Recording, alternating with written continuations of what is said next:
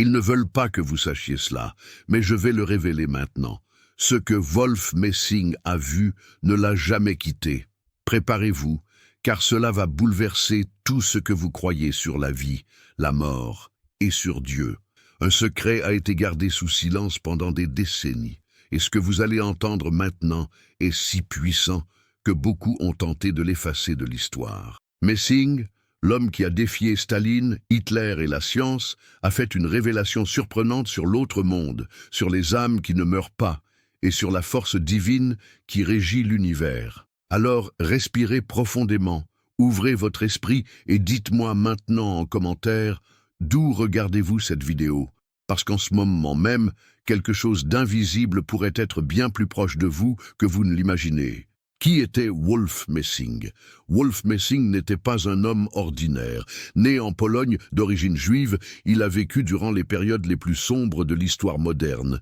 Et pourtant, il a brillé avec quelque chose que personne ne pouvait expliquer. Il disait entendre les pensées, prédire les événements, voir l'invisible. Messing était considéré par beaucoup comme un véritable médium, avec des dons de télépathie et de clairvoyance si précis que même des dirigeants comme Staline et Hitler se sont sentis troublés face à lui. On dit que Messing a prédit la chute du Troisième Reich et qu'il a défié les lois de la logique devant l'élite soviétique. Mais ce que peu de gens savent, c'est que Wolf Messing parlait aussi du monde spirituel, de ce qui se passe après la mort, de l'âme et de Dieu. Et c'est exactement ce que nous allons révéler maintenant. L'expérience spirituelle de Messing, le secret révélé Wolf Messing, ne parlait pas ouvertement de cela, peut-être par peur d'être discrédité, ou même réduit au silence. Mais entre des conversations discrètes et des notes laissées par lui, des récits impressionnants surgissent. Messing disait que, depuis son plus jeune âge, il percevait des présences que personne d'autre ne voyait. Il sentait quand quelqu'un allait mourir. Il savait quand une âme était proche, même après que le corps ait disparu. Lors de l'une de ses expériences, après la mort d'un membre très cher de sa famille, il affirma avoir été enveloppé par une présence lumineuse, silencieuse, mais chargée d'amour et de conscience. Ce n'était pas de l'imagination. Il l'a décrite comme plus réelle que le monde physique lui-même. Dans l'une de ses phrases les plus marquantes, Messing a dit « Le monde spirituel est la véritable demeure. Ici, nous ne sommes que des voyageurs. » Il racontait des rêves si vifs qu'il se réveillait avec des réponses à des questions qu'il n'avait même pas posées. Il voyait des visages qu'il n'avait jamais connus dans sa vie, mais qui le guidaient comme s'ils étaient d'anciens compagnons. Messing croyait que la mort n'était pas une fin, mais un passage vers un plan où l'âme continue d'apprendre, de ressentir, d'évoluer. Et selon lui, les morts ne sont pas loin, seulement sur une autre fréquence, une autre dimension. Et plus encore, il y avait des moments où il se détachait de son corps, comme s'il flottait au-dessus de lui-même, observant la réalité de l'extérieur. Ce que nous appellerions aujourd'hui une expérience extracorporelle. Cette expérience a changé sa vision de la vie, de la souffrance, de l'existence. Et il a commencé à garder un secret. Nous ne sommes pas seuls. Nous ne l'avons jamais été. Que disait Messing à propos de Dieu? Pour Wolf Messing, Dieu n'était pas une figure à la barbe blanche, assise sur un trône parmi les nuages. Il ne voyait pas Dieu avec les yeux de la religion traditionnelle. Il ressentait Dieu comme une force vivante, une intelligence incommensurable présente en toutes choses, dans le silence, dans le regard d'un enfant, dans l'ordre de l'univers, dans le mouvement des étoiles, et même dans l'instant de la mort. Messing disait que dans ses visions et états modifiés de conscience, il percevait une présence universelle, aimante et infinie, qui régissait tout avec une perfection absolue. Cette idée est profondément alignée avec ce que nous enseigne le livre des esprits d'Allan Kardec. Dieu est l'intelligence suprême, cause première de toute chose. Pour Messing, Dieu était exactement cela, la conscience cosmique qui transcende forme, nom ou dogme. Il croyait que chaque être humain porte en soi une étincelle de cette intelligence divine, et qu'en développant notre sensibilité spirituelle, nous pouvons nous reconnecter à cette source. Dans ces mots, Dieu ne devait pas être craint, mais compris et ressenti. C'est dans l'amour, la charité, le silence de l'esprit que le divin se révélait. Et selon lui, la mort ne fait que nous rapprocher encore plus de cette conscience. Car en quittant le corps, nous laissons aussi les filtres de la matière, et nous voyons clairement ce que nous ne pouvions auparavant qu'intuiter. Wolf Messing voyait Dieu comme l'origine de tout, le destin de tous, et la présence invisible qui unit les mondes visibles et invisibles. La vie après la mort, Wolf Messing n'a jamais cru que la mort était la fin. Pour lui, tout comme pour les grands penseurs du spiritisme, l'âme reste vivante, consciente et active après avoir quitté le corps physique.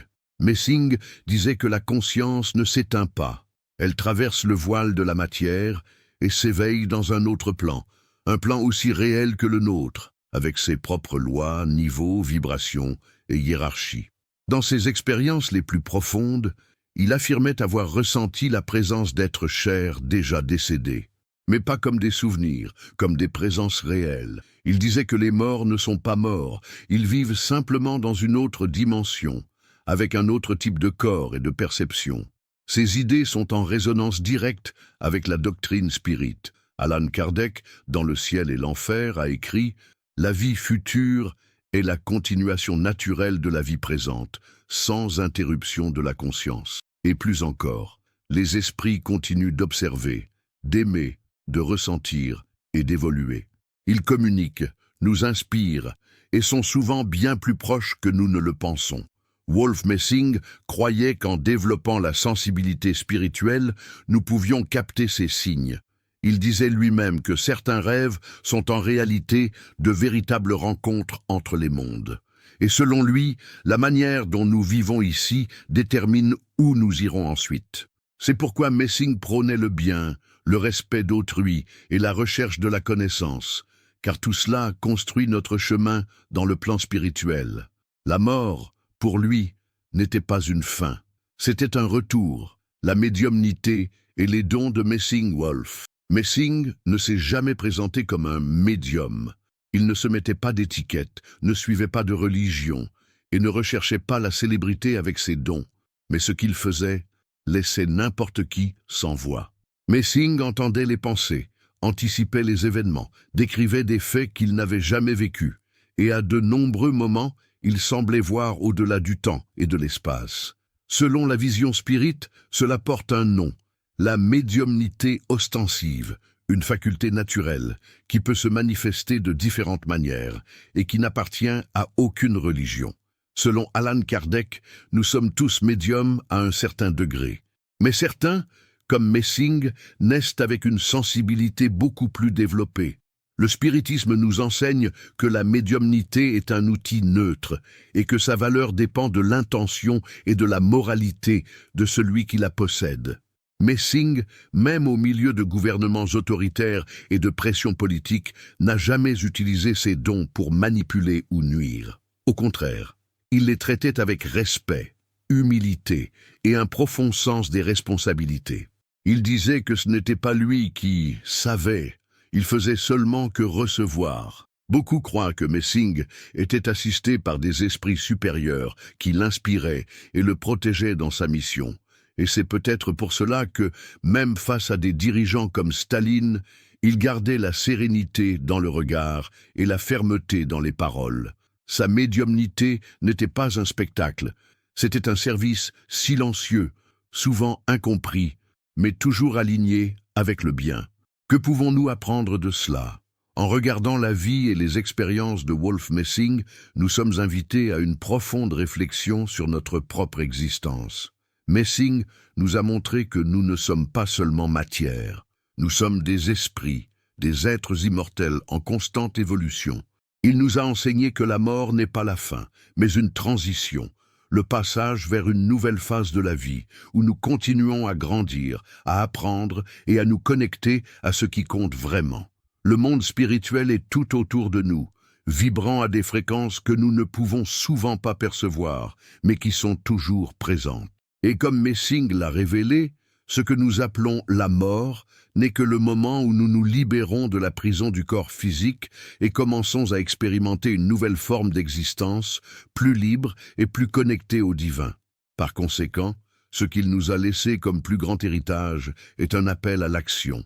Nous devons vivre avec plus de conscience, plus d'amour, plus de respect pour notre prochain et plus de connexion avec le monde spirituel. La vie n'est pas une course, c'est un voyage d'évolution.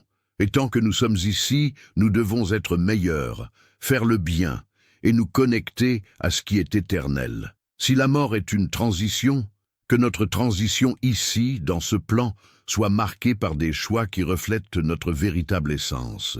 Wolf Messing nous a montré que la vie va au-delà de ce que nos yeux peuvent voir et qu'avec humilité et éthique, nous pouvons tous entrer en syntonie avec cette vérité universelle.